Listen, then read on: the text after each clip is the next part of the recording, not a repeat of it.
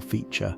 Sunlight, filtered through a high domed canopy of glass and steel, fell in dappled patches on the simulated forest floor. It was a space designed for peace, for observation without intrusion, and the visitor moved through it with a reverent slowness. Their destination was not the noisy enclosures of the monkeys, but a quieter, more contemplative habitat at the hall's far end. Here, behind a wall of thick, flawless glass, a family of chimpanzees went about their afternoon. The visitor stood, hands resting lightly on the cool railing. An older male, his fur silvered across his broad back, sat with his side to the glass, methodically grooming a younger female. His movements were deliberate, his focus absolute. After a moment he paused, turning his head just slightly. His dark, deep-set eyes scanned the space beyond his world, passing over the human shapes. They were pools of obsidian, the sclera, the white of the eye, utterly indistinguishable from the rich dark iris. His gaze was a closed door, an assessment made from behind a private veil. It was intelligent, aware, yet profoundly inscrutable. The visitor felt the weight of that look, a million years of separate evolution contained in a single, unreadable glance. A soft sound, a giggle woven from pure delight, pulled the visitor's attention away. A few feet to the left, a small child, perhaps 3 years old, was perched on her father's shoulders. She was pointing at a younger chimp, swinging on a rope. Her face was alight with unrestrained joy, her mouth a perfect O of wonder, and her eyes, they were wide, bright, and brilliantly communicative. The whites were a clear, luminous canvas against which the blue irises danced like captured sky. Every shift of her focus, from the swinging chimp to her father's smiling face and back, was a silent shout, a beacon of her attention. Her father, following her gaze, smiled and nodded, a whole conversation passing between them without a single word. The child's eyes told a story of curiosity, shared discovery, and implicit trust. The visitor's gaze drifted back to the chimpanzees. The older male had finished his grooming and now sat perfectly still, staring into the middle distance of his enclosure. His eyes again were uniform dark orbs. The contrast was not one of superiority, but of profound difference. Here, in this temple of quiet learning, a simple, gentle question began to form, unspooling slowly in the visitor's mind. It was not a question demanded by science in that moment, but one offered by quiet wonder. Why this divergence? What thread in the deep tapestry of time led one branch of the family tree to conceal its gaze, and the other to broadcast it so openly upon a field of white? The chimpanzee's dark eyes spoke of a world where intention was guarded, where the direction of one's look was a secret kept close to the self. The child's bright eyes spoke of a world built on shared attention, on the ability to say "look there" with nothing but a glance. It was a fundamental fork in the evolutionary path, this small anatomical shift. The visitor considered the sanctuary around them, a place of empathy and understanding, built by beings who constantly signaled their thoughts and intentions to one another through 1,000 subtle cues, with the eyes as their heralds. As the afternoon light began to soften, slanting in longer golden beams through the canopy, the visitor remained. The quiet observation had become a personal pilgrimage to a starting line. The question, once sparked, glowed with a soft, persistent light. It was a peaceful curiosity, devoid of urgency, full of awe for the slow, meticulous work of time. How did the world change to make visible whites an advantage? What pressures, what new ways of living together, favored those who could silently coordinate, who could build trust not just through touch or sound, but through the honest signal of an open gaze? The visitor finally turned from the glass, carrying the image of the dark eyes and the bright eyes with them, a paired mystery from the family album of life, setting the tone for a journey not of conquest but of connection. The story of the eye, they sensed, was the story of us. The sanctuary's humid stillness was replaced by the dry, paper-scented quiet of the university library. Sunlight streamed through tall, lead-panned windows, illuminating galaxies of dust motes dancing in the air. The visitor, now the narrator, sat at a heavy oak table, the smooth wood cool under their forearms. Before them lay an open anatomy textbook, its pages filled with intricate diagrams of musculature and bone. The quiet here was different, Not the absorbed silence of the forest enclosure, but the focused hush of accumulated knowledge, a cathedral built not of stone, but of stories bound in leather and cloth. The gentle question from the sanctuary had followed them here, a quiet companion in the vast hall. The narrator's finger traced a delicate illustration of the human eye, a cross-section revealing its layered complexity. They read of the cornea, the lens, the retina, but their search was specific. They turned the page, and there it was, the sclera. The text described it in clean clinical terms, the fibrous protective outer layer, composed of collagen and elastin. In humans, it was noted, the sclera remains conspicuously white due to a lack of melanin pigment, its vascular covering thin enough to allow the underlying white to show through. It was a simple biological fact, a statement of absence. In most other primates, a thicker, more pigmented conjunctiva obscures the sclera, rendering the entire visible eye a uniform, often dark, color. The narrator leaned back, absorbing the stark simplicity of the mechanism. The difference was not some exotic addition, but a subtraction, a clearing of a biological veil. Closing the textbook, the narrator reached for a volume of primatology studies. They read accounts of field researchers meticulously documenting social interactions among troops of chimpanzees and bonobos. The narrative spoke of coalition building, of grooming rituals, of complex politics, but always, the observers noted the challenge of reading gaze direction. Intentions had to be interpreted through body posture, through vocalizations, through the context of action. The eyes themselves, those deep dark pools, often kept their own counsel. The narrator imagined a researcher in a dense forest, notebook in hand, trying to decipher who was looking at whom during a tense moment of social maneuvering. The difficulty was palpable through the text. In that world, the direction of a look was privileged information, a potential advantage to be hidden rather than shared. A shaft of sunlight moved across the table, warming the wood. The narrator looked up from the pages, out through the window to where students moved along shaded paths between ancient buildings. They watched as two friends met, their faces lighting up, their eyes crinkling at the corners. Even from this distance, the quick darting movements of their gazes were a visible dance of recognition and attention. The biological fact from the textbook ceased to be mere data. It transformed into a key for a lock the narrator had not fully known existed. This white canvas around the iris was not just an anatomical trait, it was a foundational piece of social architecture, a biological adaptation for transparency. The wonder of it settled in the quiet library air, not as a shout of discovery, but as a deep, resonant hum. The simple wonder was in the asking itself, the act of posing a question that reached back across millions of years. It was a form of time travel, using curiosity as the vessel. The narrator sat surrounded by the physical evidence of human inquiry, shelves groaning under the weight of it, all of it born from beings who could point with their eyes and say, without words, "Look, understand, share this with me." The research was no dry academic exercise. It felt like tracing a lineage of connection, following a single faint thread back through the labyrinth of deep time. The calm of the library, with its sunlit patches and profound silence, was the perfect incubator for such a thought. It allowed the question to expand, to breathe, to become more than a query about tissue and pigment. The narrator's gaze fell upon an old framed print hanging between two bookshelves, a detailed engraving of an ancient library. Scholars bent over manuscripts. The artist had taken care to depict the play of light, the texture of vellum, the folds of robes. But most striking were the scholar's eyes.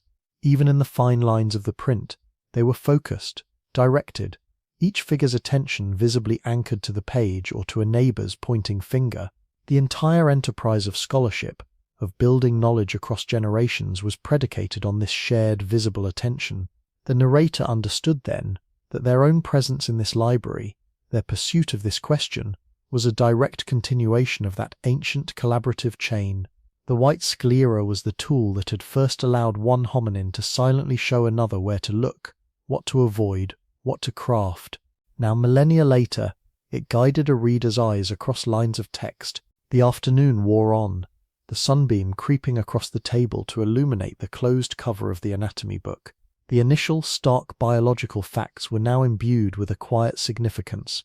The lack of pigment was not an absence but an opening, a cleared space for shared meaning to grow. The narrator gathered their notes, a few lines jotted in the margin about collagen and melanin. The question had deepened from a what to a why, and in that progression lay the true beginning of the journey. The library's calm held the promise of answers, not as endpoints, but as doorways into further, richer mysteries of connection. The simple wonder of asking a deep-time question was its own reward, a peaceful acknowledgement of being part of a story, so vast its opening chapters were written in the bone and tissue of eyes, learning, for the first time, to truly see each other. The theory emerged from the pages, not with a fanfare, but with the quiet click of a puzzle piece finding its place. The narrator had moved from the anatomical texts to journals of evolutionary psychology, and there, in a paper with a disarmingly simple title, was the cooperative eye hypothesis. It proposed that the human eye's distinctive appearance was not for threat or dominance, but for communication, a biological adaptation that enhanced social coordination by making gaze direction easily discernible. The narrator read the argument slowly, the library's silence amplifying each word. This was the why that had been quietly forming since the sanctuary. The bright sclera was a signal flag of attention, a built-in pointer for silent collaboration. The hypothesis painted a picture of evolutionary pressure favoring groups whose members could read each other's intentions swiftly and accurately. In a world where survival increasingly depended on complex coordinated tasks, hunting large game, raising vulnerable young, sharing intricate knowledge, the ability to silently say, "Look there," or "I see it too," or "Be careful," with a mere glance, would have been invaluable. The narrator leaned back, letting the idea settle. It transformed the eye from a mere organ of vision into a social instrument, its very anatomy sculpted by the need for trust. The white sclera became a badge of transparency, a way to say, "My gaze is an open book, my intentions are clear." It was the opposite of a poker face. It was an invitation to partnership. The narrator's mind drifted from the text, building its own scene from the theory's implications. They imagined a night in deep time, long after the forest but before language had woven its complex nets. A small band of early humans huddled not in moon shadow, but within the warm, flickering circle of a controlled fire. The flames painted their faces in moving gold and umber, smoothing their features into a common palette of light. In this new artificial daylight, expressions were no longer hidden by the stark contrasts of moonlight. A slight frown, a raised eyebrow, a softening of the eyes, all became visible signals, and most importantly, so did the direction of a look. In the narrator's imagination, a woman sat close to the fire, her hands working a piece of flint. A child watched, mesmerized by the sparking strikes. The woman did not need to stop, to gesture with her hands, to utter a sound. She simply lifted her gaze from her work for a fraction of a second, looking pointedly at a pile of suitable stones just beyond the child's feet.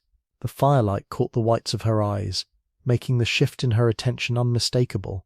The child followed her look, understood, and carefully fetched a stone. The lesson was transmitted without a word, through the clear, visible vector of her gaze. Trust was built in that silent exchange. Trust that the adult's attention was guidance, not threat, and that the child's comprehension would be met with approval. Around that imagined fire, others were engaged in similar acts of quiet coordination. One individual, scanning the darkness beyond the firelight, might tense. His head wouldn't need to turn dramatically. The quick dart of his eyes toward a suspicious rustle would be enough. Another, following that gaze, would nod almost imperceptibly, a shared vigilance cemented in a glance. Food was shared not just with outstretched hands, but with eyes that signaled "for you" before the hand even moved. The fire, by illuminating faces evenly, had turned the group into a network of visible attention, where intentions could be broadcast and understood across the circle without breaking the sacred night quiet. The narrator reflected on how this simple mechanism underpinned everything that would follow. Before stories could be told around that fire, the listeners needed to know where the storyteller was looking, to follow the gaze that painted pictures in the air. Before complex tools could be taught, the teacher's eyes had to direct the apprentice's hands to the correct angle, the precise strike. Trust was not built solely through grand deeds or protective acts, but through this constant low-stream exchange of honest signals, a visible gaze reduced the cognitive cost of cooperation. It made social living more efficient, more cohesive. It turned a collection of individuals into a minded group. Looking down at the journal article, the clinical language of selective advantage and social cognition faded, replaced by the visceral, warm image of that firelit circle. The cooperative eye hypothesis was more than a theory. It was a Rodigan story for human connection. The narrator understood that the library, with its own quiet communion of readers and writers across centuries, was a direct descendant of that primal scene. Every time one person guided another's attention with a look, a parent pointing a child's gaze to a bird in flight, a colleague signaling a problem across a room, they were reenacting that ancient firelit compact. The white of the eye was the biological substrate for a social revolution, a quiet adaptation that allowed intention to leap from one mind to another on the bridge of a glance. It was the foundation upon which language, culture, and shared dreams would eventually be built, all starting with the simple, profound act of showing another exactly where you were looking. The narrative dissolved from the firelit circle of theory into a world before fire, before tools, before any thought of coordinated gaze. Time flowed backward like a retreating river, through epochs of ice and grassland, settling finally into the deep, moist embrace of a Miocene forest. Here, the air was a palpable entity, warm and thick with the scent of blooming fungi, decaying leaves, and the sweet fermenting perfume of fallen fruit. Sunlight did not fall in beams, but filtered down through a triple canopy of immense waxy leaves, fracturing into a million shifting coins of green-gold light that danced on the humid floor. This was a world of soft edges and constant gentle sound, the patter of a recent rain dripping from leaf to leaf, the drone of cicadas, the distant bubbling chorus of a hidden stream. Within this verdant cathedral moved a small group of beings, their forms both familiar and profoundly other. They were not yet human, not yet ape, but something poised in the ancestral middle. Perhaps they were akin to Sahelanthropus*, moving with a cautious, deliberate grace. Their bodies were compact, covered in dark, fine hair that glistened with moisture. They walked at times on two legs along broad, mossy branches, their long arms swinging for balance, and at other times dropped to all fours on the spongy ground, knuckles pressing into the damp earth. Their lives were a quiet continuum of foraging and rest, a rhythm set by the forest itself. The sensory world was all-encompassing. Underfoot, the wet soil yielded with a soft sucking sound, releasing the rich, loamy smell of life and death intertwined. The rain, when it came, was not a storm but a constant, whispering presence, a patter on leaves that built to a soothing roar before fading back to drips. The air tasted of greenness and moisture. For the group, existence was a communal, tactile experience. They groomed one another for hours, fingers moving through fur not just for hygiene but for bonding, their soft grunts and lip smacks the only punctuation in the quiet. Their eyes, when they lifted them from their tasks, were uniformly dark, deep pools of brown that held the reflected green of the forest. There was no white to be seen, no clear signal of where one individual's attention lay. Their gazes were private, hidden possessions. A female paused in her foraging, her sensitive fingers probing a rotten log for grubs. A younger one, perhaps her offspring, watched from a few feet away, its small face a mirror of curiosity. The adult found a plump larva, her fingers closing around it. The young one made a soft, eager sound. The adult did not turn her head to meet its gaze. Instead, she simply lifted her arm, the grub held between her fingers, and the young one scampered close to take it directly from her hand. The transaction required no shared visual reference, no pointed look. The intention was communicated through proximity, sound and gesture. The dark eyes of both remained focused on the prize, their thoughts and attentions guarded behind those monochrome veils. They were not alone in the canopy. Other primates shared their world, small, chattering monkeys that exploded through the branches in flashes of fur, and larger, more solitary apes that moved with a ponderous silence. All of them, every creature, possessed the same dark, hidden eyes. In this world of dappled light and dense shadow, where a predator could be a pattern of stripes or a stillness among leaves, there was an advantage to secrecy.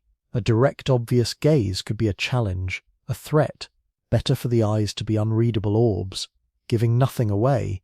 The forest was a place of abundance, but also of hidden danger, where communication was about immediate, tactile signals and alarm calls, not about silently sharing a point of focus across a distance.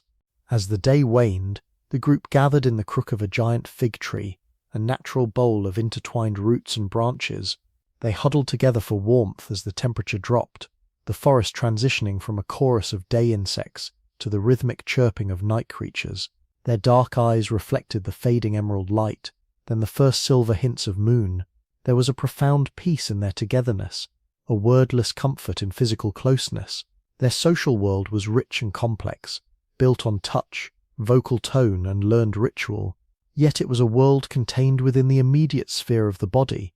The concept of jointly attending to a distant object, of building a shared mental map through visible gaze, had no place here.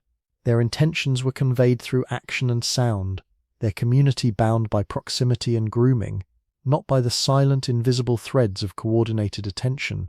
The night deepened, and the moon rose higher, casting a complex, broken pattern of light and shadow through the leaves. In that gloom, the dark eyes of the forest's inhabitants were perfect adaptations. They were mirrors to the world, not windows to the mind. The quiet life here, in the moist, dappled forest of 7 million years ago, was complete unto itself.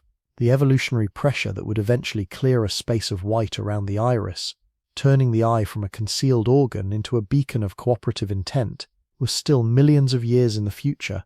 For now, in the gentle, dripping dark, the communal life of these ancestors was a silent, tactile poem, written in the language of touch and guarded glances, all with dark, hidden eyes. The world began to open. The endless, dripping canopy of the deep forest gave way at its edges to something new, a mosaic of scattered trees and sun-baked grassland. For generations, the group had known only the close, humid embrace of the woods, but a slow change, a drying of the world, pushed them to explore the margins. They were different now, their posture more consistently upright, their strides longer when they ventured onto the firm, open ground. They were Australopithecines, and the ground beneath the trees presented a new lexicon of survival. The light here was not a filtered green gold, but a brilliant, unwavering white.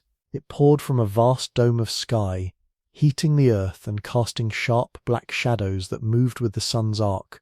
The air lost its weight of moisture, carrying instead the dry, dusty scent of grass, the resinous tang of acacia trees, and the distant metallic hint of water. Sound changed its character. The constant chorus of forest insects was replaced by the whisper of wind through tall grass, the sudden rustle of a hidden rodent, and the profound vibrating silence of the heat-hazed distance. This was not a world of soft edges, but of stark horizons and exposed spaces. With this exposure came a new calculus of vigilance. In the forest, danger was often close, announced by a crack of a branch or a sudden stillness in the canopy. Here, threats could materialize across great distances. A tawny shape lying motionless in the grass could be a rock, or it could be a lion. A dark speck circling high in the blue could be a vulture riding a thermal, or it could be an eagle assessing opportunity. The group's survival now depended on a constant sweeping scan of their surroundings. Their dark eyes, adapted for the dappled gloom, worked tirelessly, searching for the anomaly in the pattern, the movement that betrayed life. Foraging became a divided attention task. A female knelt, using a sharp stone flake to dig for tubers in the hard, cracked earth. Her hands worked with a practiced rhythm, but her head remained up, turning in slow, deliberate arcs. Her eyes, dark pools in a face shaded by a prominent brow ridge, scanned the grassland to the west, then the line of trees to the east, then the distant kopje where baboons barked. Every few seconds her gaze flicked back to her immediate task, then out again. It was exhausting mental rhythm, this switching between the close work of sustenance and the vast work of surveillance. A solitary forager was a vulnerable forager. They stayed within loose visual contact, a chain of sentinels across the landscape. The need for silent, quick coordination began to emerge as a palpable pressure. In the forest, a warning could be a sharp bark, a crash through the undergrowth. Here, a vocal alarm might carry too far, pinpointing their location for the very predator they feared. A new language of the body started to evolve from necessity. A subtle freeze in posture, a head tilted a specific way, a hand lifted slowly to shade the eyes. These became signals. One individual, spotting a herd of antelope, suddenly stampeding in the distance, did not cry out. Instead, she simply stopped moving and turned her entire body toward the disturbance. Others, noticing her arrested posture, followed her line of sight. The message was transmitted without a sound. Asterisk. Look there. Assess. Their dark eyes remained a challenge. When one member looked intently at a fig tree heavy with fruit, others could not instantly share that focus. They had to follow the general orientation of his head and body, then search the area themselves. When a young male, his nerves frayed by the openness, startled at a shadow, his wide, fearful eyes darted toward a bush. But the direction of his panic was not immediately clear to the others, causing a moment of confused, scattered alertness. Efficiency was lost in those crucial seconds. The selective pressure was no longer just about seeing danger, but about Asterisk sharing the sight of it. Asterisk instantly, accurately, and quietly. They began to spend more time in the open woodland, a transitional zone that offered both the resources of the trees and the sightlines of the plain. Here, beneath the acacia's thorny branches, the group would gather after a morning of scattered foraging. The return to a semi-enclosed space allowed a slight relaxation of the relentless scan. Yet, even in this relative safety, the new dynamic held. As they sat picking seeds or grooming, their glances now frequently touched, not just on each other, but on the same distant points. A waterhole, a rock formation, a game trail. A nascent, unspoken understanding was forming. Survival in this new world depended on building a shared mental map of their environment, and that map was drawn with the ink of collective attention. The crisis began as a flicker at the edge of vision, a slight disturbance in the pattern of heat shimmer rising from the distant plain. The group was scattered across a dry riverbed, foraging among the smooth, sun-warmed stones for the last of the season's buried roots. An adolescent female, her limbs still retaining the lanky proportions of youth, had wandered slightly farther upstream, drawn by a promising patch of greener sedge. She paused, a thin digging stick held loosely in her hand, her head coming up in a motion that was now instinctual. Her dark eyes, narrowed against the glare, scanned the golden grassland beyond the bank's rim. For a moment she saw nothing but the sway of seed heads in the hot breeze. Then the pattern resolved. There, perhaps 200 paces out, the tall grass parted not with the wind's rhythm but with a slow, deliberate lateral motion. A low, tawny back, striped with the faintest shadow, moved with a fluid, muscular patience. It was a cat, larger than any they had encountered in the woodland's edge. A saber-tooth, perhaps, or another ancestral predator, its form a lesson in predatory grace. It was not charging, it was stalking, its own gaze fixed on the oblivious group in the riverbed, using every dip and hummock for cover. The young female's breath caught in her throat, a silent hitch of air. Her entire body went rigid, the digging stick trembling faintly in her grip. The first signal was this absolute stillness, a statue carved from fear. Across the riverbed, an older male, his fur grizzled with dust and age, was using a heavier stone to crack open a tough tuber. He did not hear a sound. He sensed a change in the quality of the quiet. His hands slowed, then stopped. His head lifted, not in a panicked jerk, but with a weary deliberation. He saw the young female frozen upstream, her posture a stark line of tension against the pale stones. He followed the general direction of her arrested gaze, his own dark eyes sweeping the grassland. It took him a few critical seconds to find the threat. His vision passing the camouflage, a low grunt escaped him, not loud, but pitched to carry just far enough, a deep, resonant note of warning that vibrated in the dry air.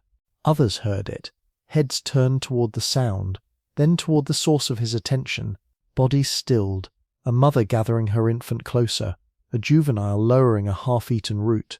But the grunt alone was not enough. It said danger, but not where. Eyes darted, searching, confusion, that lethal delay, began to seep into the group. The predator had paused, one forepaw lifted, its own head low. It was assessing, perhaps sensing the shift in its prey's awareness. The moment hung in the balance, a silent contest between the stalker's patience and the group's ability to coalesce into a unified retreat. The older male took a single step backward, his movements slow and fluid, trying to draw the group's focus toward himself and the safest route, a scramble up the opposite bank into a thicket of thorny acacias. But his body language was ambiguous. Was he stepping back from them, or from something else? The young female, still paralyzed upstream, made a tiny, desperate motion with her chin, a minute jerk toward the lurking shape. It was not enough. Her dark eyes, wide with terror, were fixed on the cat, but in the bright sunlight, the direction of her intense focus was a secret held within the uniform darkness of her gaze. Then the older male did something subtle, born of a lifetime's experience and a dim, dawning understanding of the new rules of this open world.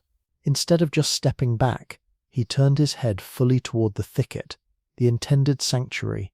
He did not look back at the cat. He looked only at the escape route, and he held that look. In the brilliant, unforgiving light of the dry season, something unprecedented happened. The sun, striking his face at a sharp angle, illuminated the slight, moist convexity of his eye. For the first time, against the deep shadow of his eye socket and the dark iris, a thin crescent of underlying sclera became faintly, visibly pale. It was not the bright white of a human eye, but a mere hint, a smudge of lighter tissue at the corner. That tiny accidental contrast made the direction of his gaze unmistakable. He was not just facing the thicket, he was looking at it, with a pointed, urgent intensity. A female nearby saw it. Her eyes flicked from his tense face to the acacia thicket, then back to his face. The message, silent and complete, passed between them. Go there. Now. She moved, a sudden controlled rush toward the bank, her movement itself a signal to others. They followed, not in a panicked stampede, but in a swift single-flow exodus, their footfalls soft on the stones. The young female upstream, seeing the group move, broke her own paralysis and scrambled diagonally across the riverbed to join the retreat. The predator, realizing its cover was blown and its advantage lost, rose from its crouch. It watched the retreating figures vanish into the thorny safety, then turned and melted back into the grass, a ghost relinquishing its claim. Under the acacias, in the dappled shade, the group huddled, breathing heavily. The older male stood at the edge of the thicket, watching the empty grassland. The quiet crisis had passed, averted by a sequence of subtle cues culminating in a moment of unprecedented visual clarity. No alarm had been shouted, no violent gesture had been made. The threat had been identified, the solution communicated, and the group moved as one, all without alerting the hunter to their full awareness, until it was too late for it to attack.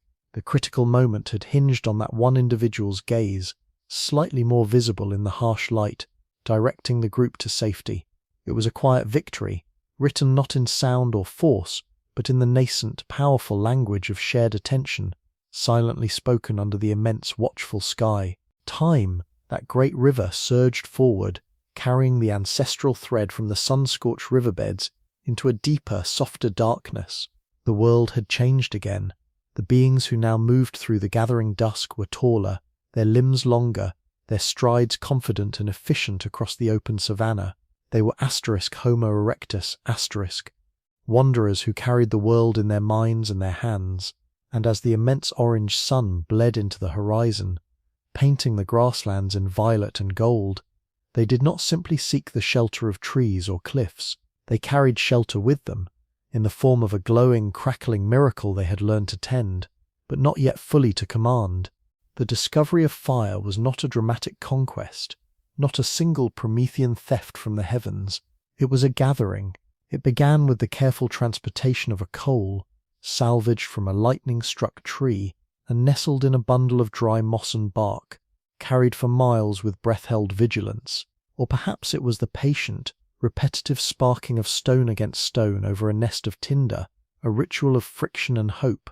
However it arrived, its birth here, at this campsite under a sky pricked with early stars, was an act of communal curation. A young man with careful hands fed the fledgling flame with dry grass, then twigs, his face intent in the growing light. Others brought broken branches from a deadfall, laying them nearby. There was no triumph in their actions, only a focused, shared purpose. They were not masters of the element, but its grateful custodians.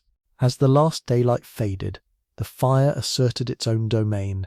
It was a small, lively heart of warmth and light in the vast, cool darkness of the African night. Its light was utterly different from the moon's. Moonlight was a cold, directional wash, casting long, stark shadows that hid as much as they revealed.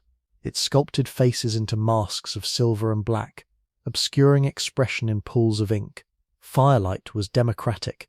It flickered and danced, illuminating the circle of faces from below and from the front, smoothing their features into a warm, continuous relief. The deep hollows of eye sockets, which in moonlight became pits of secrecy, now held a gentle, moving luminance. The planes of cheeks, the curve of lips, the set of a jaw, all were rendered visible, readable. In this new, uneven but pervasive glow, a subtle revolution occurred.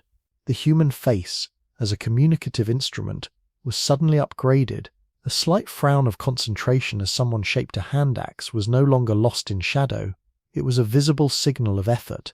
A quick glance of apprehension toward the dark beyond the firelight was a clear dart of attention, not a hidden shift, and most consequentially, the direction of a person's gaze gained a new potency. In moonlight, one saw only the dark orbit of the eye, a vague orientation of the head. In the fire's embrace, the eye itself became a more detailed landscape.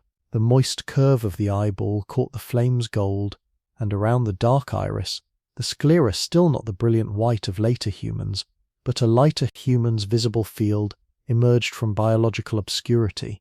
A woman sat close to the warmth, a partially scraped antelope hide across her lap. Her fingers worked a flake of sharp stone along a stubborn bit of tissue. A child, perhaps 5 years old, watched her, mesmerized by the rhythmic scraping sound. The woman's hands were busy, her attention on her task, but then she paused, her head lifting slightly. Her eyes, reflecting the tiny twin flames of the campfire, moved from her work to a pile of smoother scraping stones just beyond the child's feet. In the firelight, that shift was unmistakable. The child's own gaze followed the visible vector, saw the stones, and without a word, fetched one and placed it near the woman's hand. The transaction was silent, efficient, built on a clarity of visual signaling that would have been impossible under the moon's cryptic rule. Around the circle, others were engaged in similar quiet work. 2 men examined a fractured spear shaft, their heads bent close. One turned the wood, his eyes tracing a hairline crack. The other, watching his companion's face instead of the shaft, saw the exact moment those eyes narrowed and fixed on the floor.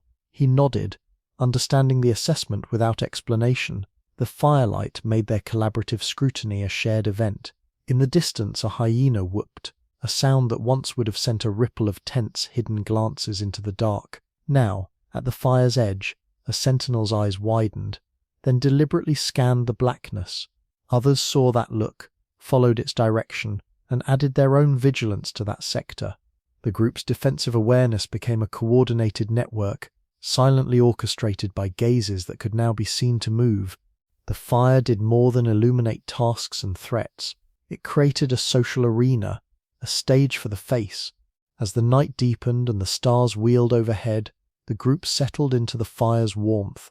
The simple fact of being able to see each other clearly in the dark fostered a new kind of intimacy. Shared looks could now carry nuance, a flash of amusement, a glint of approval, a softening of concern.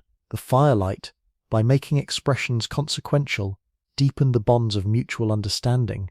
It was the first classroom, the first conference room, the first theatre, all the complex silent language of social cohesion, the building blocks of trust, teaching and shared experience, found a powerful new amplifier in that flickering golden light.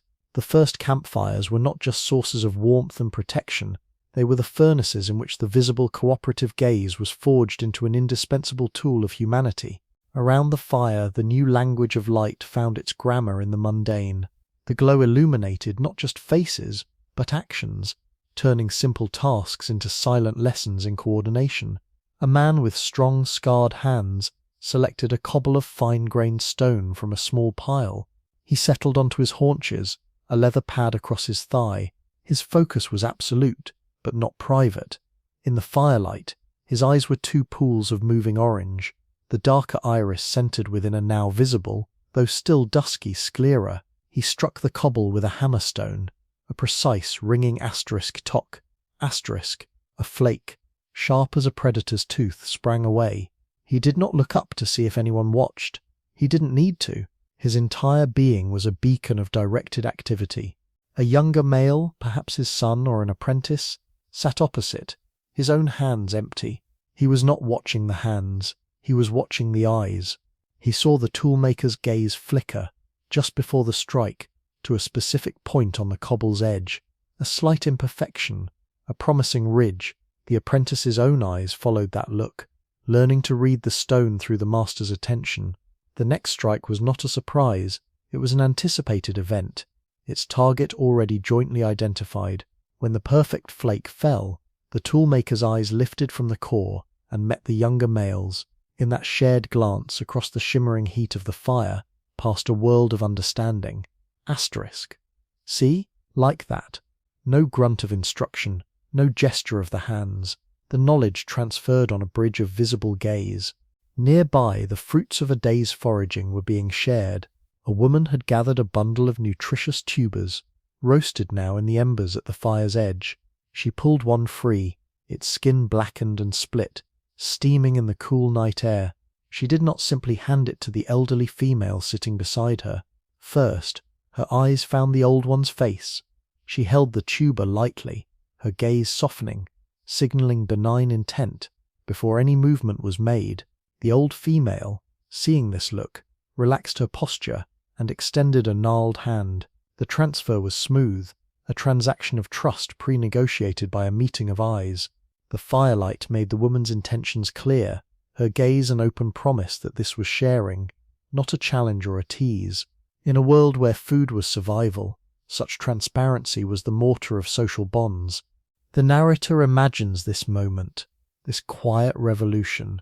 The visible sclera, even in its intermediate, not yet white state, was becoming a social tool of immense power. It reduced ambiguity. In the dance of social life, where a misinterpreted intention could lead to conflict, the eyes now offered a clearer signal. A gaze directed at a tool was interest, not threat.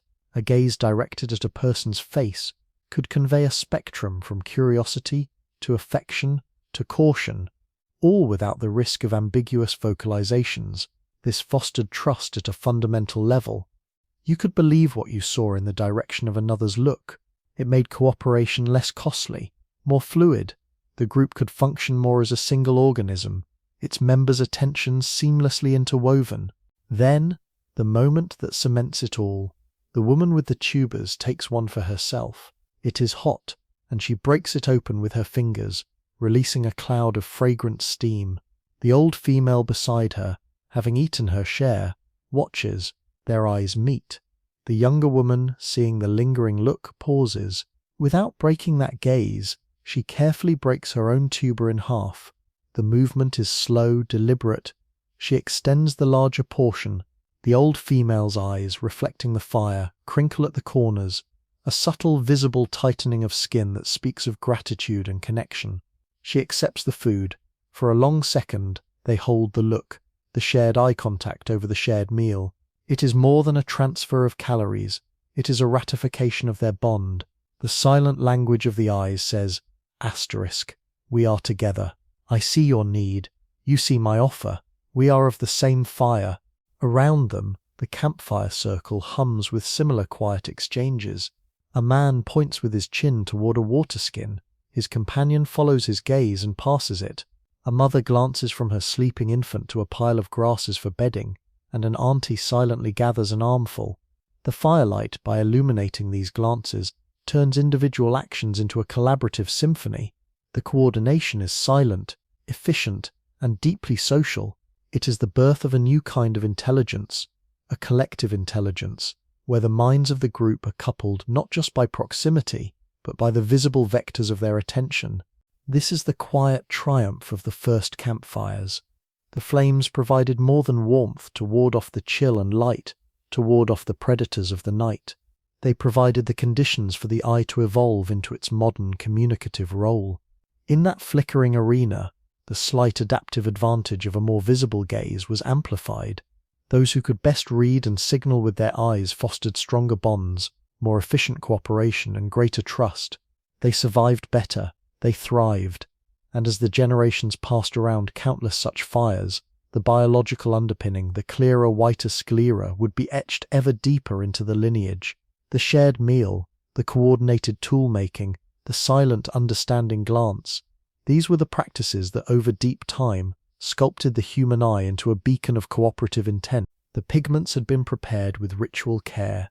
A woman ground a lump of red ochre on a flat stone, the rhythmic scraping echoing softly in the chamber. The powder was a vivid, earthy crimson, the colour of blood and clay and life. Another mixed the fine dust with animal fat in a scallop shell, creating a rich, unctuous paste. Elsewhere, black manganese was being crushed, and yellow ochre sifted. These were not mere substances, they were possibilities, the raw materials of meaning. The lamp's flame glinted in the eyes of those gathered, eyes that were now fully modern, bright whites encircling expressive irises, making every glance, every shared look, a clear and silent sentence. The work was a meditation in collaborative silence. There was no need for words. A man, his fingers stained red, approached the wall. He placed his palm flat against the cool, damp rock. His fingers splayed. Another, holding the shell of pigment, watched his face intently. The man's eyes darted from his own hand to a specific point on the wall just above it. The bearer of the pigment followed that gaze perfectly, understanding the unspoken instruction. He dipped a frayed twig into the paste and began to trace with exquisite care the outline of the splayed hand. The first man held his breath, his body utterly still, his eyes fixed on the emerging silhouette. His visible gaze was a laser of attention, guiding the painter's hand as surely as a spoken command. Nearby, a different creation was taking shape. An elder, her hair woven with feathers, stood back from the wall, her head tilted. She was visualizing. Before her, the natural contours of the rock suggested a powerful sloping shoulder. Her eyes, wide and reflective in the lamplight, traced an imaginary form over the stone. A younger artist, watching her, tried to follow her line of sight. He saw where her attention lingered, the curve that could become a bison's hump, a bulge that might be its head. He stepped forward, a piece of charcoal in his hand, and made a tentative mark. The elder's eyes flicked to him, then back to the wall, narrowing slightly. She gave a slow, almost imperceptible nod. The correction, the approval, was transmitted in that glance. He continued, his own gaze now locked with hers on the shared vision, a silent partnership willing a beast from the stone. This was the birth of symbolism, and complex communication was its midwife. The handprint was not a hand, it was a signature, a statement of "I was here." The emerging bison was not just an animal, it was a story, a memory, a hope, a lesson about power and vulnerability. To convey this, to teach the techniques of perspective and pigment, required a communication system far more nuanced than grunts or gestures. It required the ability to direct another's attention to an abstract concept, to a line not yet drawn, to a shape only half seen in the mind's eye. Their communicative eyes were essential. A pointed look could say, "See the shadow here, make it darker." A widened gaze could indicate, "This curve is good." A shift from the drawing to the pigment shell and back was a clear request for more colour. The lamplight played its part, as firelight had for millennia, but here its role was even more focused. It illuminated not just faces, but the work itself, creating a shared visual field where intention and execution could meet. As one artist blended colours on a stone palette, another watched her hands, then looked up to meet her eyes, checking for approval before applying the mixture to the wall. Their bright sclera made these silent questions and answers flawlessly clear. Trust was inherent in the process. To allow someone to follow your gaze onto a blank wall was to trust them with your vision. To interpret another's look correctly was to prove yourself a worthy collaborator in this sacred silent work. For hours, the only sounds were the soft scuff of feet on stone, the grind of pigment, the occasional exhalation of focused breath. The chamber became a temple of shared attention.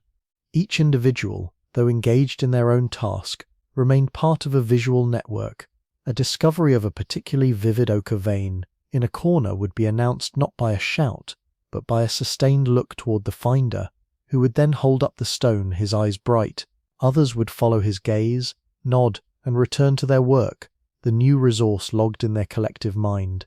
The cooperative eye, honed over epochs for survival, was now being used for creation. It was coordinating not a retreat from a predator, but the delicate placement of a charcoal line, not the sharing of a tuber, but the sharing of an idea. As the lamp began to gutter, its fuel nearly spent, the artist stepped back. On the wall, a small herd of animals now ran in perpetual silence. A bison, an aurochs, a horse, superimposed over a constellation of handprints. The images shimmered in the dying light, alive with the collective intention that had placed them there. The individuals gathered their tools, their eyes meeting in the gloom. No celebration was needed. The meaning was in the work itself, and in the silent, profound understanding that had made it possible. They filed out of the chamber, leaving the darkness to settle back over their creations, but they carried something new out with them, the confirmed power of the shared gaze, to build not just a safer world, but a more meaningful one. In the deep, silent cave, with eyes that could speak without sound, they had painted the first chapter of a story that would outlast them all, a testament to the invisible bonds woven by a simple, visible field of white. The night was a vast black bowl pierced by cold, sharp stars, but within the circle of stones at the mouth of the shelter, winter was held at bay. A robust fire of seasoned oak burned at the heart, its flames weaving patterns of light and shadow on the gathered faces. This was a different fire from the first, tentative campfires of deep time. This was a hearth, a settled place of memory and meaning. The air smelled of wood smoke, roasted meat, and the close warm scent of people at rest. At the fire's edge, seated on a worn hide draped over a smooth rock, was the elder. Her face was a topography of deep lines, each one a story waiting in the wings, but her eyes were bright, clear pools reflecting the dance of the flames. Before her, cross-legged on woven mats, sat the children. Their small faces were upturned, their bodies leaning forward in unconscious unison, caught in the gravity of anticipation. They had finished eating.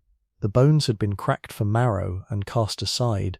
Now, in the lull before sleep, the true nourishment began. The elder shifted, the firelight catching the strands of silver in her braided hair. She did not speak at first. She let the silence build, a tool as deliberate as any flint knife. Her eyes moved slowly across the ring of young faces, meeting each pair of wide, waiting eyes. In that deliberate sweep, she gathered their attention, pulling it from the embers, from fidgeting hands, into the shared space she was about to create. Then she began. Her voice was low, not much louder than the crackle of the fire, but it carried a rhythmic cadence that mimicked the beat of a running heart. She spoke of the hunt, not as a list of events, but as a living tapestry. She described the morning mist clinging to the grassland like a ghost of the river, the way the light had turned the world to gold. She spoke of the great aurochs, a mountain of muscle and hide, its breath pluming in the chill air. But the true magic was not in her words alone, it was in her face, and most of all, in her eyes. As the story approached the tense, silent stalk, the elder's own body grew still. Her voice dropped to a whisper. Her eyes, those bright orbs with their clear white sclera, widened. They darted from side to side, mimicking the scanning vigilance of the hunters in the grass. The children's eyes, as if pulled by strings, mirrored the movement. They were not just hearing about the search, they were seeing it, through the window of her gaze. When she described the moment the lead hunter froze, spotting the beast, her own eyes locked on a point just beyond the firelight, her pupils dilating with dramatic focus. Every child in the circle followed that look, their own breaths held, staring into the same imaginary middle distance where the aurochs stood. The drama escalated. The elder's hands remained folded in her lap, but her face became a stage. Her eyebrows lifted with surprise as the wind shifted, her nostrils flared with the imagined scent of the animal, and her eyes, they were the conductors of the emotional symphony. When she spoke of the spear flying true, her gaze snapped forward with a sharp, decisive focus, the whites gleaming in the firelight as her eyes opened wide with the release of tension. The children gasped as one. their own eyes widening in response, feeling the thrill of the cast. When she described the aurochs stumbling, her gaze softened, dropped, became heavy with a solemn respect for the fallen giant. The children's faces grew solemn too, their earlier excitement tempered by this visible gravity. This was the alchemy of the storyteller's gaze. The bright communicative whites of her eyes were not passive anatomy, they were active tools for weaving shared narrative and culture. They guided the listener's attention, painting scenes in the air. They signaled emotional shifts, teaching the young not just the events of the hunt, but the proper feelings to attach to them. The tension, the triumph, the reverence. In the flickering light, her gaze created a shared visual field where the story lived, a communal space in the mind that all could enter together. It turned a solitary memory into a collective experience. The elder's story wound down, moving from the field dressing of the prize to the grateful return to the hearth. Her eyes crinkled at the corners, warming as she described the feast to come, her gaze sweeping over the children's faces, including them in the promise of celebration. The children, who had followed every dart and focus of her eyes, relaxed. They had been on the hunt, had felt its perils and its rewards, all without leaving the safety of the fire. They had learned more than a story. They had learned how to feel as a tribe, their emotions harmonized by the visible cues in the elder's face. As the last ember of the tale faded into the night, the elder leaned back. The children sat in a contented silence, the images of mist and beast and spear now part of their inner landscape. The fire popped, sending a spiral of sparks toward the stars. The elder's gaze, now soft and reflective, held the group in a quiet bond. She had not merely told them something, she had shown them, using the oldest, most intuitive tool at her disposal, the honest, directional signal of her eyes. In doing so, she had woven another thread into the fabric of their shared identity, demonstrating that the human eye, in its vivid whiteness, was ultimately a loom for the soul, crafting the very stories that would tell them who they were. The sanctuary's glass was cool against the narrator's forehead, a tangible boundary between now and the deep past that had, over the course of a quiet intellectual journey, become intimately close. The chimpanzees had moved on, the child and her father were gone, and the afternoon light had mellowed to a soft golden haze. Silence reigned, but it was a different silence from the one that had greeted the narrator hours before. It was no longer an empty quiet, but a full one, humming with the echoes of a story now understood. The narrator's own reflection, faint and ghostly on the glass, superimposed itself over the empty enclosure. In that blurred image, their own eyes, with their distinct bright whites, stared back, and the journey synthesized itself into a single peaceful realization. The white sclera was not a mere biological adaptation, a simple twist of pigment and tissue. It was a quiet thread, gossamer fine yet impossibly strong, stitching the present moment to a past so deep it bordered on myth. It connected the narrator, standing in this temple of contemplation, to a being in a dappled forest whose dark eyes held only private thoughts. It connected them to the Australopithecine on the sun-baked plain, whose moment of slightly visible gaze averted disaster. It connected them to the Homo erectus figures around the first fire, whose illuminated glances forged trust in the sharing of a meal. It was the same thread that had guided the hands of cave artists and modulated the breath of children listening to an elder's tale. This thread was not about vision, but about connection, not about seeing, but about being seen. The narrator understood now that this subtle anatomical shift was essential for building the particular kind of trust upon which humanity had flourished. In the forest, trust was built through touch and immediate reciprocity. On the savannah, it was built through coordinated action for survival. But around the fire, and in all the complex social structures that followed, trust evolved into something more abstract and powerful. It became the expectation of transparent intention, the faith that another's gaze was an honest signal of their mind. The white of the eye was the biological warranty for that honesty.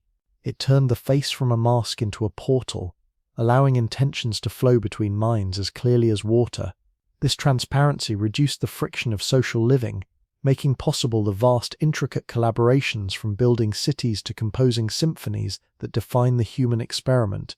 Looking at their own reflected eyes, the narrator saw not just an organ, but a legacy.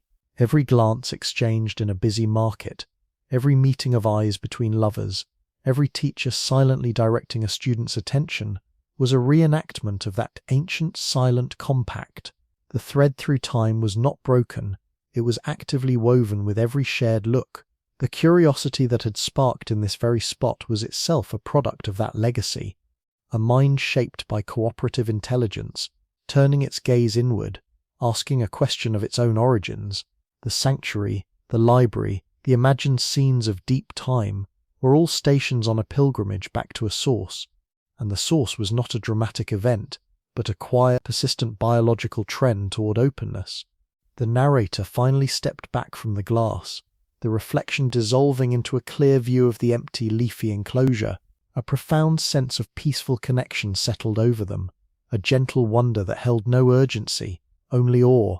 The story of the human eye was not a tale of conquest over nature, but a story of deepening entanglement with each other. It was the story of how a species learned to tether its minds together with glances, to build shared worlds of attention, and in doing so became something new. The white sclera was the humble, physical evidence of that journey, a badge of social trust earned over millions of years. Leaving the sanctuary, the narrator walked out into the fading daylight. People moved along the paths, their faces animated in conversation, their eyes constantly scanning, meeting, signaling.